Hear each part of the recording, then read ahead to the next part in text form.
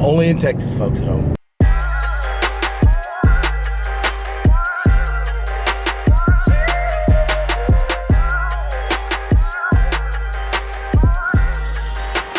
Hey guys, what's going on? Welcome back to your Lake Fork Guide and another episode of the Guides Network. It is springtime here at Lake Fork, and I thought nothing better that I can do today than to go over a complete guide to spring bass fishing here at Lake Fork.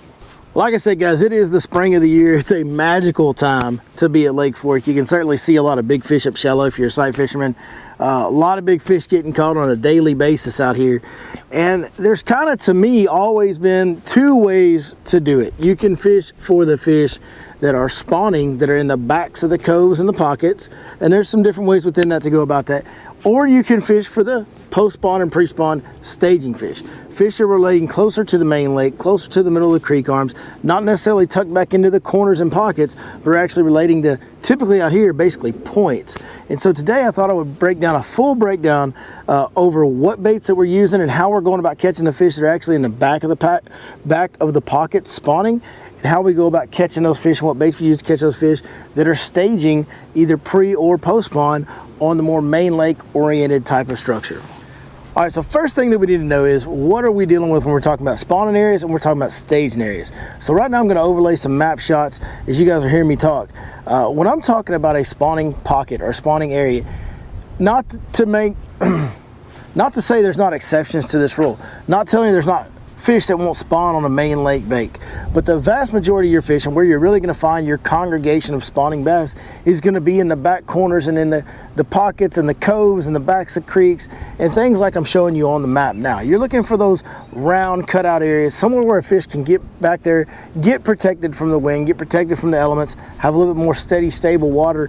That's where they really like to spawn in numbers, and big ones too.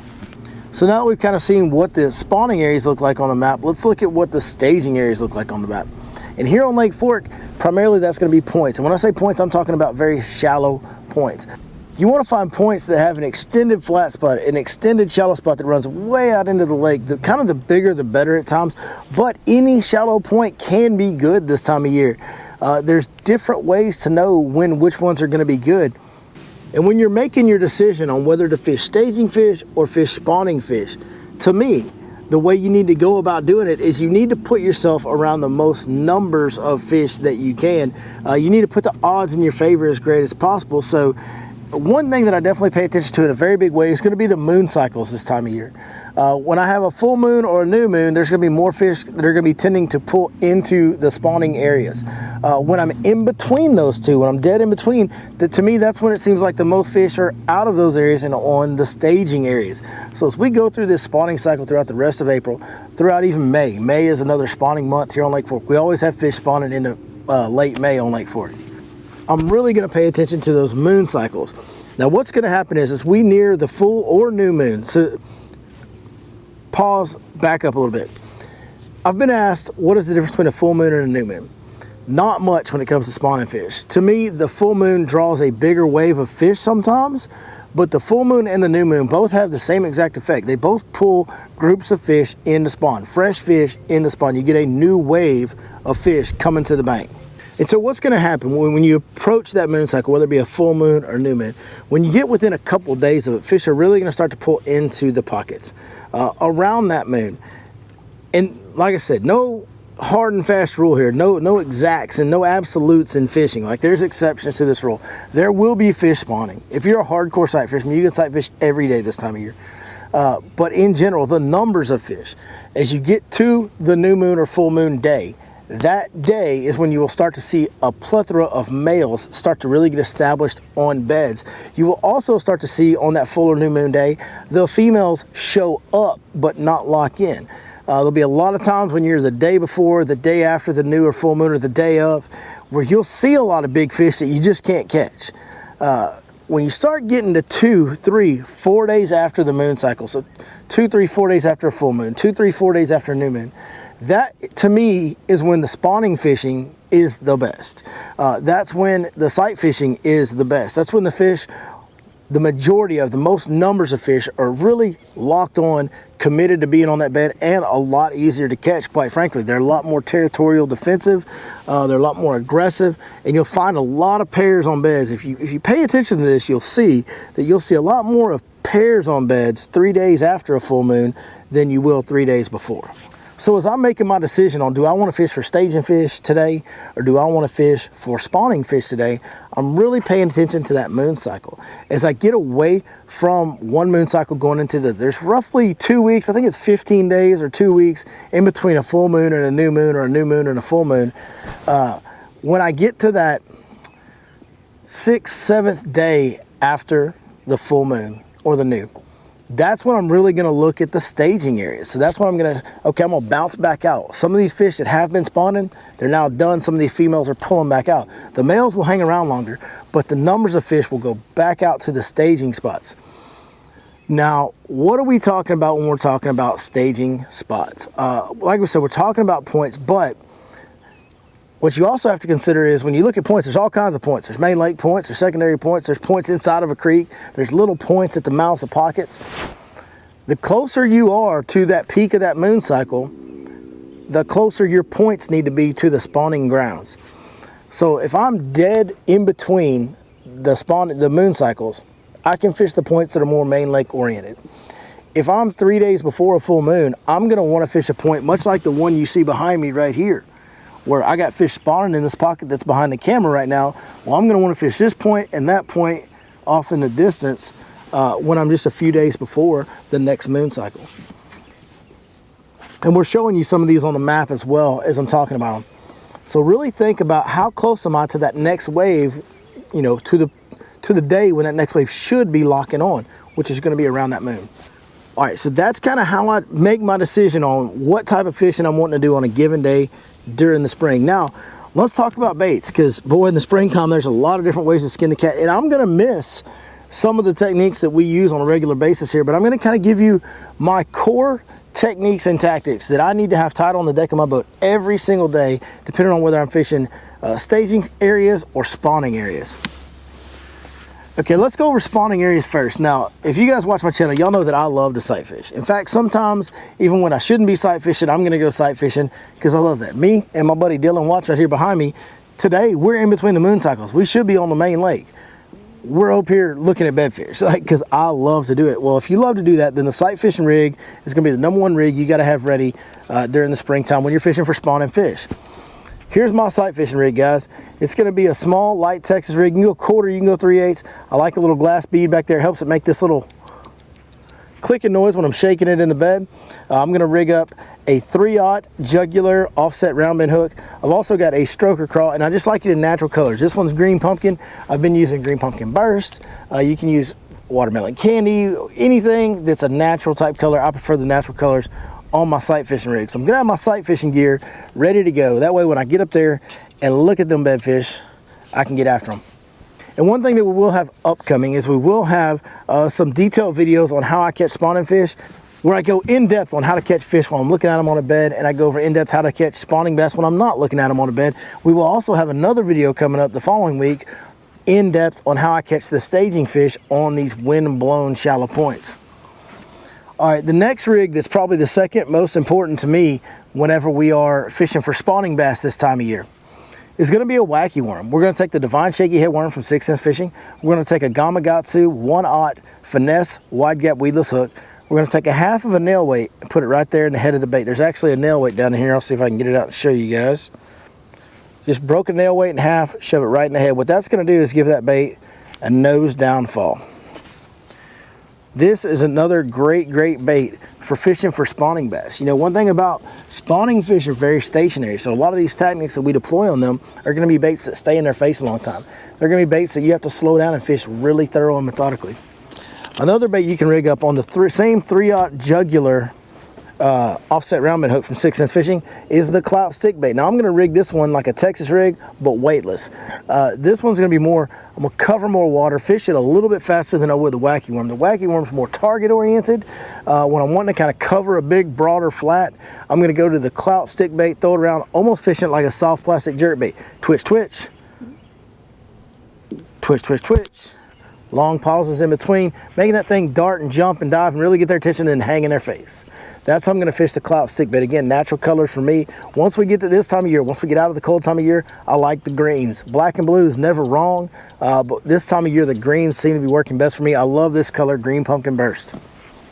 Another bait that is phenomenal for spawning bass in the backs of pockets, especially if you have an abundance of flooded vegetation, matted grass, shoreline vegetation, anything like that, is going to be a hollow body frog. This right here is the prototype frog from 6 Sense Fishing that will be out later this year, but a spro popping frog works really well. Works really well as well. Is that how you say that, Dylan? Sounds about right to me. Yeah, really well as well. That's a little East Texanese for you there. But spro popping frog, or when this one comes out, get that 6 Sense frog. This frog is a bad dude. You can kind of get a little bit of a look. He's been chewed on. They bite this frog really well. Now the last couple baits I'm going to show you are for that day. That day when you're wanting to fish for spawning fish and they're up, they should be up. Like you're 2 days after the moon cycle, the fish should be up there getting locked in. They should be aggressive, territorial. Everything's right, except it's cloudy and it's windy and it's blowing so hard you can't get out of the wind. Don't worry about it, guys. When it's cloudy and windy, those fish are going to tend to be more aggressive, and they're already aggressive locked on the bed. You can still catch them. You don't have to look at them. And when I've got clouds and wind and I'm wanting to get in the backs of spawning areas where, you know, sometimes there can tend to be a lot of cover, a lot of flooded vegetation, stumps, things like that, I'm going to go to my weedless swim bait, and the one that I like to use during spawn is going to be the little hollow belly from Smash Tech. We call her Little Holly. And I throw it on an underspin. So the deal with this bait is the whole body wiggles. It's a really aggressive swimming bait. This bait will catch, I've had some unbelievably big bass eat this thing back in spawning areas when we couldn't really see them very good on certain given days. One other swim bait I like to throw, if I am fishing a lake that's mostly vegetation and I don't have a lot of hard cover, okay, same situation, they should be spawning, they should be up shallow, but I don't have a lot of standing timber or docks or laydowns or flooded bushes. It's just straight hydrilla coontail vegetation, or maybe it's open water. I like to throw the Divine underspin head with an 1/8 ounce weight underspin jig head with the Divine swim bait. I like this bait on this jig head. It really has a good tail kick. In fact, to be honest with you, I'll mix up the hollow belly and the Divine swim bait when I'm fishing these shallow water areas and just see which one they like better that day. A little bit different action on this one. It does have a little head wiggle, but it's really got a lot of tail kick. Both really good baits. Both get really big bites. Now, one thing that I do want to point out, in general, as a general rule, when I'm fishing for spawning bass in the backs of pockets, I throw a lot more greens. You kind of notice, I know the one swim bait was white, but I throw a lot more of green colors, bluegill colors. If I'm going to throw the Divine swim bait in the back of a pocket, I'm actually going to throw this color right here called Bluegill Fire. It's green on top, brown on bottom. My creature baits, my stick baits, they all go green this time of year. Why is that? Well, when bass are thinking about spawning when they're on beds, a bluegill or a brim is their worst enemy. So I really try to make that color change. Color's not a big deal for me most of the time. But whenever I'm fishing around bedfish, I want something to kind of represent a bluegill or brim in some kind of way, because that's their sworn enemy right now, guys. So I'm always trying to represent that color. And you'll see why I left the white swim bait on here in just a minute, because now we're going to talk about the shallow point. Yes, we're talking about shell beds, guys. We're going to talk about shell bed, shallow points, staging areas. Some of those areas we've shown you on the map already. Well, what baits do we use to catch these fish throughout the springtime? On those super windy days, sometimes that's the better days to be out on the shallow points. When you're in between moon cycles, when you cruise around the bank and you're just not seeing very many bedfish, where should you fish? Well, what you're going to do is look for something like what's behind me and old Dylan out here. Dylan, step to your left a little ways. If y'all can see way out there, there's a point that's got some wind blowing on it right now. The north wind day's blowing right on that point. That's a prime example of what you're looking for. A point close to the main lake, also close to a good spawning area, a lot of wind blowing on it. That is the precise exact spot that we're talking about. When I get there, the baits that I'm going to use, everybody wants to talk about the big swim baits on Lake Fork. This is the area you fish them. These wind-blown shallow points in the springtime, this is the swim bait bite, the end-off swim bait bites. One of my favorite ones to throw, especially if there's not too much timber, is going to be the Smash Tech Felon. It's a line-through swim bait. I throw it in 2 colors. I throw it in light hitch, and I throw it in pearl white if the water's dirty. Light hitch will get you by the vast majority of the time. But that is the most bite-getting line-through that I've ever thrown. That Felon, they absolutely smashed that thing. You can throw other swim baits as well.